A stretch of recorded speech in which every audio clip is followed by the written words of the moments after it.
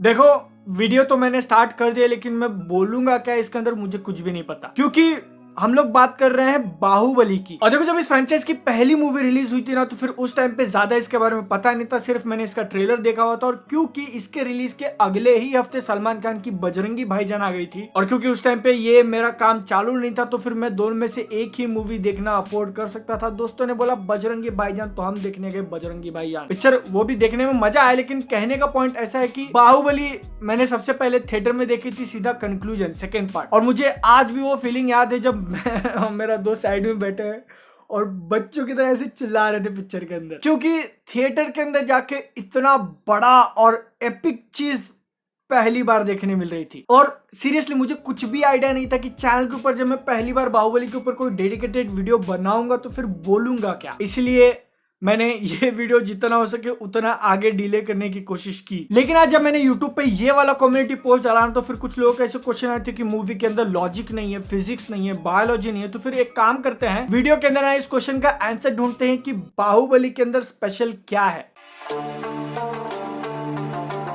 देखो, सबसे पहले आप में से वो एलियंस जिनको नहीं बोलना सही रहेगा, मतलब जिन लोगों को नहीं पता बाहुबली क्या है, जिन्होंने देखा नहीं है, तो बाहुबली मूवी फ्रेंचाइज के अंदर अब तक 2 पिक्चर्स आ चुकी है। उसके अलावा इसकी एक एनिमेटेड सीरीज है जो कि मेरे ख्याल से Amazon प्राइम वीडियो के ऊपर अवेलेबल है, और उसी के साथ साथ इसके ऊपर नॉवेल्स भी लिखे जा चुके हैं। अगर आप लोगों को नहीं पता तो अभी पता चल गया। और देखो, इस बाहुबली फ्रेंचाइज का इंपैक्ट जो इंडियन फिल्म इंडस्ट्री पे हुआ है ना, उसको अगर सिर्फ एक सेंटेंस में बोलना हो तो फिर इसने सब लोगों को दिखा दिया कि इंडिया के अंदर मूवीज का क्या पोटेंशियल है, अगर हम लोग बॉक्स ऑफिस की बात करें तो। क्योंकि दंगल जो कि सिर्फ 4 महीने पहले रिलीज हुई थी बाहुबली 2 से, उसने इंडिया के अंदर नेट बॉक्स ऑफिस कलेक्शन का रिकॉर्ड तोड़ा था। 387 crore net box office collection, जो कि पूरी इंडिया के अंदर हाईएस्ट था। इतना पैसा और भी किसी पिक्चर ने नहीं कमाया था। कांग्रेचुलेशंस टू दंगल। लेकिन 4 महीने बाद रिलीज होती है बाहुबली 2, और बॉलीवुड की मूवी जो कि इंडिया के अंदर सबसे ज्यादा कलेक्शन करती है, उसमें से किसी ने भी आज तक 400 करोड़ नहीं कमाए थे। दंगल जो कि हाईएस्ट था वो भी 387 पे जाकर रुक गया था, 400 नहीं टच कर पाया। और उसी सेम टाइम पे बाहुबली 2 ने कितना कमाया,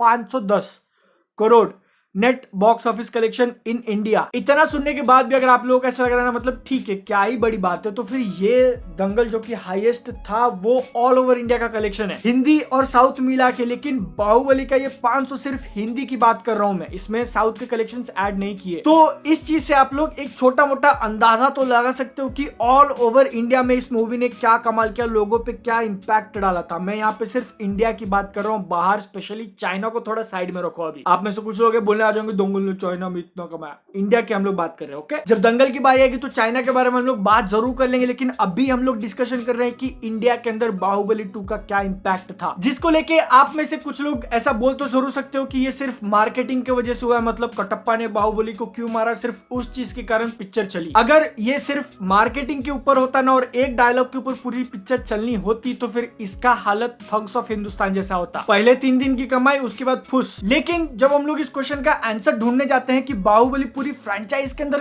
क्या बढ़िया था, क्यों ये स्पेशल थी, क्यों ये लोगों को इतनी पसंद आई, तो मेरे हिसाब से पर्सनली सबसे पहला आंसर निकल के आता है इसके अंदर का म्यूजिक। और देखो, भले आपको ये मूवी पसंद आई हो नहीं आई हो, इसकी स्टोरी आपको सही लगती है, इलॉजिकल लगती है, एक्शन सीक्वेंसेस पसंद है नहीं है, लेकिन आप लोग एक बात डिनाई नहीं कर सकते कि इसके अंदर का जो म्यूजिक था एपिक भी मेरे ख्याल से छोटा ही पड़ जाएगा उसके सामने। क्योंकि मूवी को साइड में रख दो, आप लोग जाके सिर्फ इसका म्यूजिक सुनोगे ना तो फिर आपको स्केल पता चल जाएगा। बिलीव नहीं होता आप लोगों को तो एकदम छोटा सा टास्क देता हूं, कौन सी मूवी ले, चलो देशद्रोही ले लेते हैं, और उसके अंदर का कोई भी आप एक्शन सीक्वेंस उठा लो, इस मूवी के पीछे भी अगर आपने बाहुबली का म्यूजिक लगा दिया ना तो फिर भाई पूरे पिक्चर का स्टैंडर्ड बढ़ जाएगा। सेकंड पॉइंट जो कि लोगों को पता है लेकिन शायद उसके बारे में उतनी ज्यादा बातें नहीं करते, कि ये फ्रेंचाइज के अंदर जो हिंदी डब की क्वालिटी हमको देखने मिली थी ना, मैं तो कहूंगा कि आज तक मैंने जितनी भी डब्ड मूवीज देखी उसमें से सबसे ऊपर। क्योंकि ये दोनों ही मूवीज देखते वक्त आपको शायद ही कभी ध्यान में आएगा कि आप एक दूसरे लैंग्वेज की मूवी देख रहे हो, साउथ की मूवी देख रहे हो। मतलब ये चीज तब तक चलती है जब तक एंड में वो ट्री वाला सीक्वेंस नहीं आता। बट इसके डबिंग के क्वालिटी का ही कमाल है कि मतलब मूवी का जो ओरिजिनल वर्जन भी नहीं था, उन्होंने 2 ओरिजिनल लैंग्वेजेस शूट जरूर की थी, हिंदी बाद में जाके डब किया, लेकिन इस लैंग्वेज ने सबसे ज्यादा बॉक्स ऑफिस कलेक्शन करके दिया। और यहाँ पे अब मैं एक ऐसी बात बोलूंगा जिसको लेके प्रभास के फैंस थोड़े बहुत गुस्सा जरूर हो सकते हैं, लेकिन जब मैंने साहो मूवी देखी तो फिर उसके अंदर एक पॉइंट जो मुझे मिसिंग लगा वो था मेन कैरेक्टर के लिए एकदम बढ़िया आवाज। वही से सेम चीज आप बाहुबली के अंदर देखो, जो शरद केलकर ने उनके लिए वॉइस डबिंग की है, सारा का सारा जो एपिकनेस है मेरे ख्याल से वो थोड़ा ज्यादा ही डाल दिया है अपने तरफ से। और ये बात सिर्फ अकेले बाहुबली को लेके नहीं है, बल्कि कटप्पा, शिवगामी और बाकी जितने कैरेक्टर्स थे, जो डायलॉग्स लिखे गए हैं, वो भी एक बहुत बड़ा रीजन है कि ये मूवी ने इतना अच्छा काम किया, स्पेशली इसका हिंदी वर्जन। नेक्स्ट पॉइंट जिसकी वजह से बाहुबली रियली एकदम बहुत ज्यादा स्पेशल मूवी बन जाती है, स्पेशली हम इंडियन ऑडियंस के लिए, कि इस टाइप का इतने मतलब इंडिया के लेवल के हिसाब से वीएफएक्स वाली मूवी पहले शायद ही देखने मिली हो, वो भी इतने बड़े स्केल पे। अब 2015 में मैंने खुद ने उतनी ज्यादा मूवीज नहीं देखी थी, लेकिन जब मैंने बाहुबली 1 देखी तो फिर मैंने बोला भाई चाहिए सच में इंडिया में बनी है। और आप में से मेजॉरिटी लोग मेरे इस बात से अग्री जरूर करेंगे कि इस मूवी के आने के बाद जो बाकी के प्रोड्यूसर्स हैं, जो पैसा लगाते हैं मूवी के अंदर, उनका कॉन्फिडेंस जरूर बढ़ गया होगा कि हाँ भैया, अगर हम लोग किसी पिक्चर के अंदर 200 करोड़ रुपए भी लगा रहे हैं तो फिर वापस आ जाएंगे। इतना बड़ा मार्केट है इंडिया में अगर पिक्चर अच्छी बनी तो, वरना फिर थग्स ऑफ हिंदुस्तान। मैं यहाँ पे बार बार थग्स ऑफ हिंदुस्तान का नाम इसीलिए ले रहा हूँ क्योंकि वो एक टाइम पे देखा जा रहा था कि बॉलीवुड का आंसर है बाहुबली के लिए। मतलब बड़े बड़े स्टार्स, बड़े वाले एक्शन सीक्वेंसेस, बड़ा बजट, गाने डाल दिए, एकदम पूरा बॉलीवुड मसाला वाला फॉर्मूला। लेकिन अब हर कोई तो बाहुबली बन नहीं सकता, और जो नहीं बन पाते वो थग्स ऑफ हिंदुस्तान बन जाते हैं। बाहुबली फ्रेंचाइज की दोनों ही मूवीज देखने के बाद अगर आप इसकी स्टोरी को क्रोनोलॉजिकल ऑर्डर में देखोगे ना, तो फिर आपको लगेगा कि मतलब एक अच्छी खासी ठीक ठाक स्टोरी थी। कोई एकदम ऐसे बहुत ज्यादा ग्राउंड ब्रेकिंग या फिर उसके जैसे पहले हमको कभी देखने ही नहीं मिला, ऐसा केस नहीं था बाहुबली की स्टोरी को लेके। लेकिन उसको जिस तरीके से अरेंज किया गया था, जिसके कारण फर्स्ट मूवी के एंड में हमको मिला कि कटप्पा ने बाहुबली को क्यों मारा, वो एक बहुत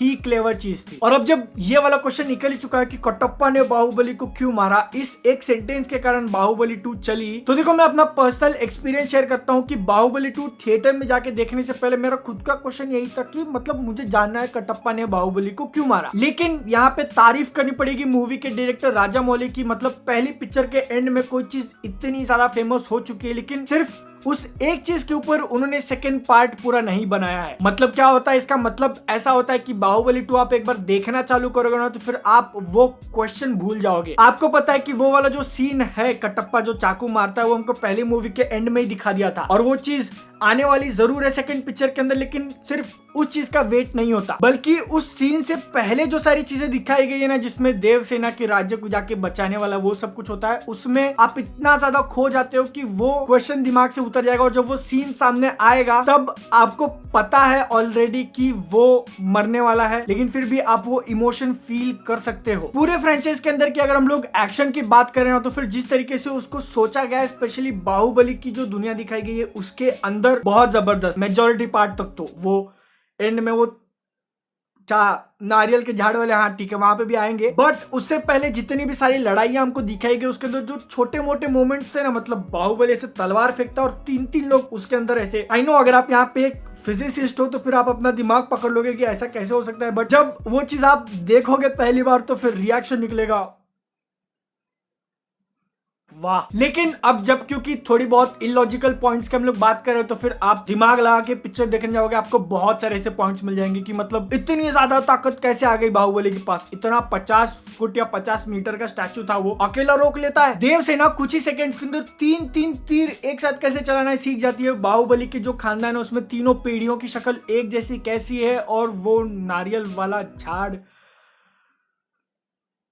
मुझे पता है, और मैंने ये बात वीडियो की स्टार्टिंग में भी बोल दी थी कि अगर आप सच में एकदम ऐसे सीरियस वाला दिमाग लगा के पिक्चर देखने जाओगे तो फिर आपको बहुत सारी बातें देखने मिल जाएंगी जिसका उतना ज्यादा सेंस नहीं बनता। लेकिन आपको साथ में एक और बात सोचनी चाहिए कि ये एक फैंटेसी मूवी है, आप डॉक्यूमेंट्री नहीं देख रहे कि जो चीज देखोगे वो रियल होनी चाहिए, उसका सेंस बनना चाहिए, ब्ला ब्ला ब्ला ब्ला। क्योंकि अगर आप एकदम ऐसे सीरियस वाला दिमाग लेके जज करने जाओगे ना, तो फिर बाहुबली तो छोड़ ही दो, बाकी वर्ल्ड की जितनी भी सुपर हीरो और एक्शन मूवीज है ना, उनमें से 90 to 95% फिल्म्स का सेंस नहीं बनेगा। मतलब कि ऐसे गिरते हुए इंसान को अगर कोई सुपर हीरो ऐसे जाके पकड़ता है ना, तो फिर वो इंपैक्ट से उसकी हड्डियों को चुकना चूर हो जाना चाहिए। हाथ से पकड़ा तो हाथ निकल के हाथ में चले जाना चाहिए। इतना दिमाग उनके अंदर नहीं लगाया जाता, क्योंकि वो साइंस फिक्शन है, फैंटेसी है, और वो मूवीज ही इसलिए बनाई क्योंकि आप उनको देख के एंजॉय कर सको। और उस हिसाब से बाहुबली फ्रेंचाइज की ये दोनों मूवीज जिस हिसाब से बनाई गई है ना, मतलब लोगों को देख के स्पेशली थिएटर के अंदर मजा मिले, जितने पैसे दिए हैं पैसे वसूल हो जाए,